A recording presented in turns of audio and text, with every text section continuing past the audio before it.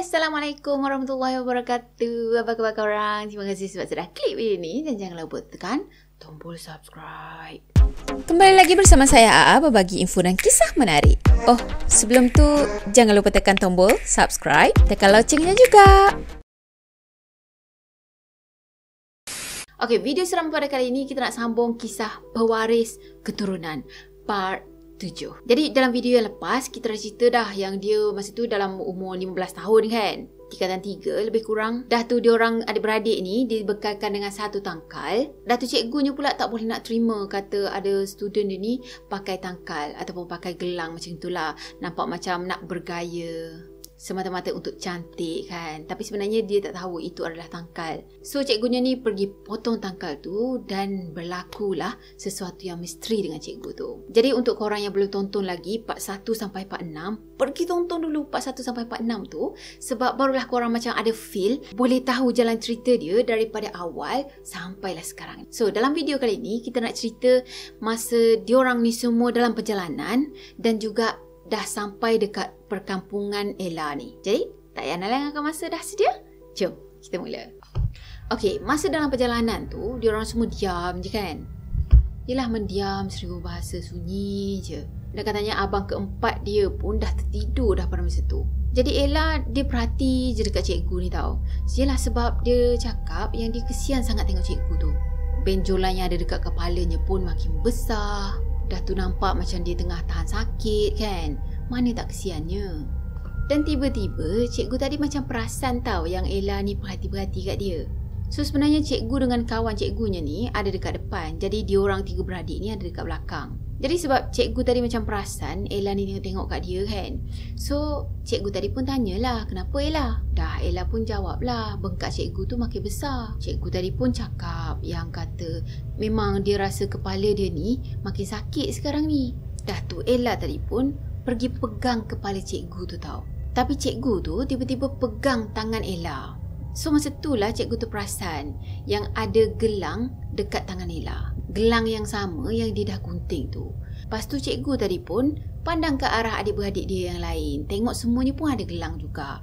Jadi cikgu tadi pun tanyalah kan, ni buat baru ke? Ella tadi dia cuma jawab, buat baru.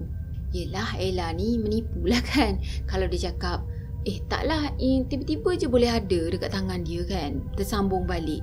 Tak kepelik tu. Jadi dia mengiyakan je lah. Buat yang lain macam tu kan. Jadi masa tu cikgu tadi pun bersandarlah kepala dia dekat kerusi. Pada masa tu sebenarnya hari dah petang sangat dah. Dan diorang kan lalu dekat jalan hutan macam kan. So keadaannya tu agak gelap jugalah. Datuk Ella cakap banyak sangat pokok-pokok yang tinggi dan juga besar dekat sebelah kanan dan juga sebelah kiri jalan tu. Ia kan hutan area situ. Jadi logik lah. Dan tiba-tiba Ella ni perasan tahu dekat depan sana banyak sangat orang bunian yang tengah nak melintas jalan tu. Katanya semua pakaian orang bunian tu sama je. Rupa diorang pun macam betul-betul orang lah. Tak ada beza langsung dengan manusia. Cuma diorang kulit putih-putih, cantik macam tu kan. Cuma dia perasan yang lelaki semuanya badannya tegap-tegap, tak ada punya gemuk. Dan perempuan pun macam tu juga, langsing je, cantik je. Dalam masa yang sama, Ella tadi menjerit tau, berhenti macam tu kan. Dan cikgu pun tanyalah, kenapa Ella? Dah tu Ella jawab macam ni, ada yang nak lintas jalan tu, tunggu dia orang habis lintas dulu baru kita jalan. Cikgu dengan kawan dia tadi pun macam hintai-hintai lah kan, mana orang yang nak lintas jalan. Sebab dia orang kan tak nampak kan. Cuma nasib baik jugalah kawan kepada cikgu ni yang tengah pandu kereta tadi, dia dengar apa yang Ella ni cakap. Jadi dia pun berhentikan kereta tu. So masa tu Ella ni perhati je dekat orang bunian tadi. Dan katanya dia nampak lah ada juga yang macam berhenti, lepas tu tengok-tengok ke arah dia orang ni semua. Tapi katanya orang bunian tu macam tak kacau orang. Dan orang bunian ni memang kewujudan dia tu ada. Tapi orang tertentu je lah yang boleh nampak dia orang. So Ella ni cakap orang bunian ni macam orang juga, macam manusia je. Dan dia orang sendiri pun ada bahasa dia orang. Dia orang boleh bercakap dalam bahasa manusia. Dah tu dia orang takkan kacau manusia kalau manusia tak kacau dia orang. Ataupun kalau tak ada orang yang buat perjanjian dengan dia orang. Tak lama lepas tu abang ketiga dia tadi pun tegur tau. Dia cakap macam ni, banyak juga orang bunian yang lintas jalan. Dah tu cikgu dengan kawan cikgunya tadi pun tengok ke arah abang ketiga dia ni. Tapi masa tu abang ketiga dia buat macam biasa je. Lepas tu sandar balik dekat kerusi tu. Dan cikgu dia pun tanyalah kan, Ella, orang bunian ke yang tengah melintas sekarang ni? Ella pun jawablah, ya, sebab itulah saya suruh berhenti. Dan cikgunya pun tanya lagi, oh, jadi korang semua ni boleh melihat hal-hal gaib lah? Ella cuma mengiyakan je lah. Ya cikgu, dah memang diorang semua adik-beradik boleh nampak kan? Jadi cikgu dia tadi pun diam je lah. Tapi nampaklah air muka dia tu macam lain. Dan kawan cikgu tu nampak sangat, ketara sangat yang dia tengah takut sekarang ni. So masa tu Ella tengok ke arah depan balik, dah tak ada dah bunian. Diorang semua dah selamat melintas lah. Jadi masa tu Ella tadi pun suruhlah cikgu ni teruskan perjalanan. Katanya dah tak ada yang melintas. Jadi kawannya cikgu tadi pun buka enjin kereta dan teruskan perjalanan balik. Masa nak teruskan perjalanan tu, Ella ni perasan lah ada beberapa orang anak bunian ni yang macam melambai dekat dia kan. Jadi Ella ni pun melambailah balik dekat anak-anak bunian tu. Dan katanya dalam 15 minit dia orang teruskan perjalanan tu, tiba-tiba je kawan cikgu ni tadi berhenti tau. Dah tu kawan cikgu ni tadi turun daripada kereta dan halau-halau sesuatu dekat tengah jalan tu. Pada masa tu Ella nampaklah kawan cikgu dia tadi macam tengah halau-halau sesuatu, tapi dia tak nampak lagi apa benda yang dihalaunya kan. Jadi Ella tadi dengan abang-abang dia ni turun daripada kereta. Barulah Ella ni nampak yang cikgu tadi tengah halau burung hantu yang ada dekat tengah jalan. Ella ni pun bercakap lah dengan abang dia kan, lain macam je burung hantu ni.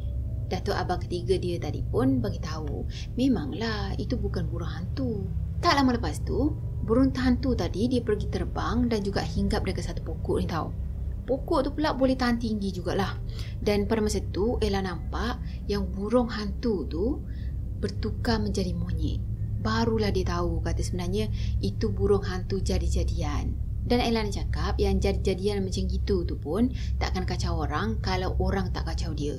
Dah tu katanya lah, haiwan jadi-jadian ni dia tak kacau orang sebab makanan dia pun haiwan je. Dan jarang sangat ada orang yang boleh nampak haiwan jadi-jadian ni. Cuma pada masa tu Ella tahu semua yang ada dekat situ boleh nampak burung hantu jadi-jadian tadi. Okey, dah halau burung hantu tadi, diorang pun teruskan perjalanan balik kan. Tapi dalam masa perjalanan diorang ni, Ella dapat rasa tahu yang kereta tu macam berat semacam je.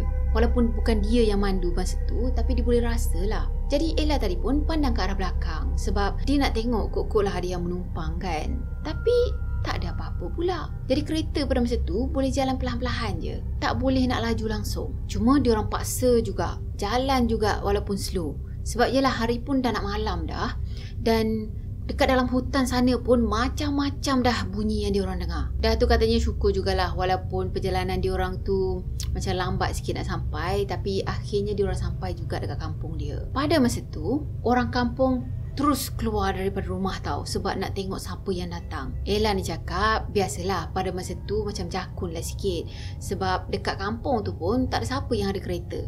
Sampai je dekat rumah dia tadi, ayah dia terus bawa bujak dia, lepas tu meluru ke arah kereta tu tau. Mama dia pula mengintai je daripada dalam rumah. Katanya dia nampak muka ayah dia tu garang semacam. Yelah mungkin juga dia terkejut tiba-tiba je ada kereta masuk dekat kawasan perkampungan dia kan. Jadi pada masa tu abang-abang dia ni lah yang keluar dulu daripada kereta. Jadi pada masa tu abang-abang dia ni keluar dulu daripada kereta.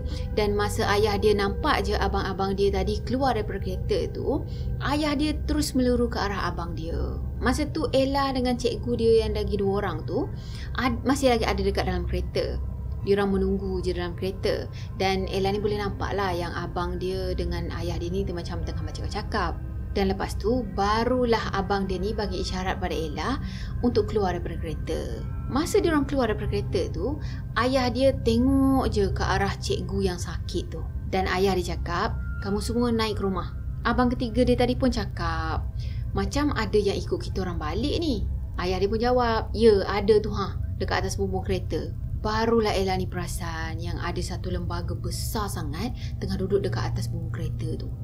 Katanya patutlah dia tak nampak sebab lembaga tu ada dekat atas bumbung kereta rupanya. Lembaga tu badan dia besar sangat, badan dia pun macam tegap macam gitu kan. Mata dia tajam dan tak ada kening. Dah tu ayah dia tadi pun pergilah ke arah kereta tu kan, macam nak halau lah macam tu kan. Dan lembaga tadi terus lari masuk hutan. Jadi ayah dia pun biar je lah. Jadi diorang semua pun masuklah ke dalam rumah Ella. Sampai je dekat atas rumah, mama dia tadi pun hidangkanlah dengan minuman. Lepas tu dia bagi Lin pot pisang.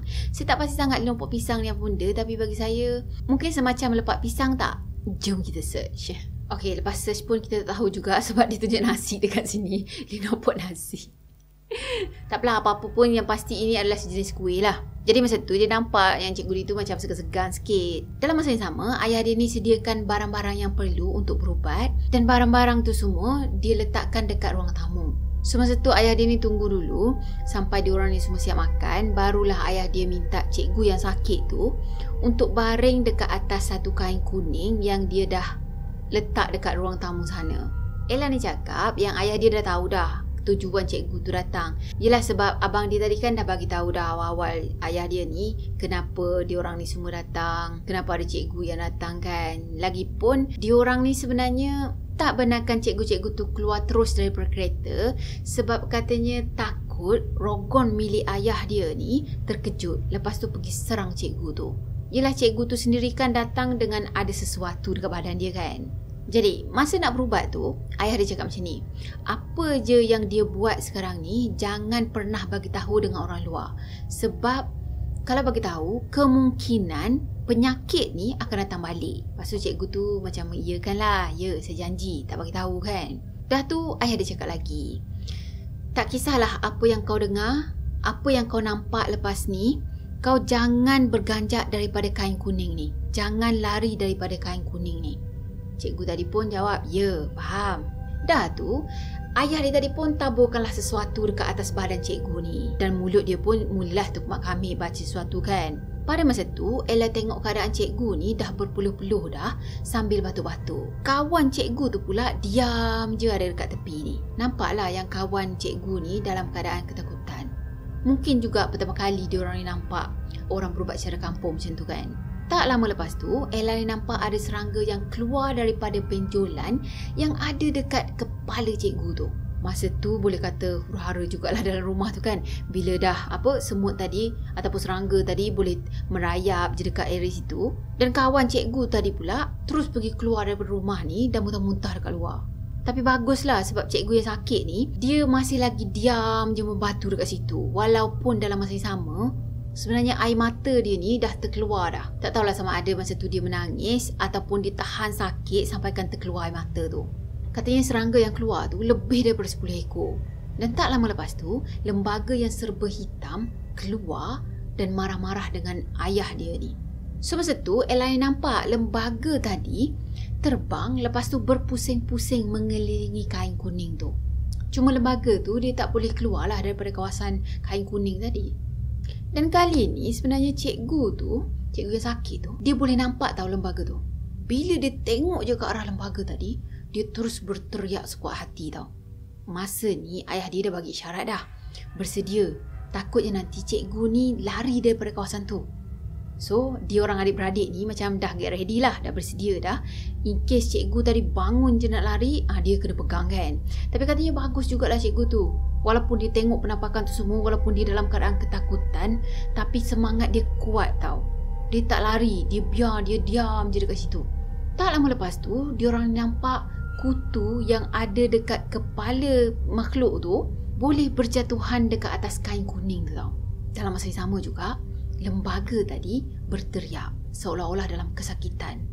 Jadi ayah dia pun cakaplah dengan lembaga tu kan, tinggalkan dia ni, tinggalkan badan manusia ni kan, pergi dari sini macam tu. Tapi lembaga tu tak nak tau. So katanya ayah dia ni terpaksa guna cara kasar. Sampaikan ayah dia ni ambil semua tangkal dia orang lepas tu pergi bakar. Dah tu ayah dia tadi tuangkan air dekat badan cikgu ni dan katanya air tu mungkin jenis air bunga macam tu kot. Sebab dia nampak dalam botol tu macam-macam jenis bunga yang boleh dapat dalam hutan sana. Lepas dah curahkan air tadi, barulah cikgu tu tertidur. Mungkin kepenatan sangat kan. Dan lembaga perempuan tadi pun dah hilang dah. Benjolan dekat kepala cikgu tu pun dah makin surut. kawan cikgu ni dengan mama dia angkat cikgu ni sebab dia tak sedarkan diri dah. Lepas tu bawa masuk dalam bilik. Malam tu ayah dia minta supaya cikgu-cikgu ni semua tidur dekat rumah dia lah. Sebab katanya esok tu ada lagi proses rawatan yang lain. Lepas tu ayah dia cakap, lepas cikgu ni sedar daripada tidur, baru kita rendamkan cikgu ni dalam air bunga. Sekarang ni bagi dia rehat dulu. Sebab kalau teruskan proses tu, takutnya nanti cikgu ni kehabisan tenaga, penat sangat. Dan yang paling penting, lembaga yang mengerikan tadi dah tak ada dah. Dan benjolan dekat kepala cikgu tu pun dah surut dah. Maksudnya proses rendam dengan air bunga tu adalah proses terakhir lah. Mungkin untuk hilangkan energi negatif balik kan. To be continue. Okeylah, kita sambung kisah kita ni dalam video yang akan datang. So, tunggu je lah. Jadi saya rasa sampai di sini untuk video kali ini. Saya harap korang sukakan video ni. Dan macam biasa, kalau korang sukakan video ni, jangan lupa tekan tombol like, comment, share dan juga subscribe. Jumpa lagi next video. Bye. Assalamualaikum warahmatullahi wabarakatuh. Bye.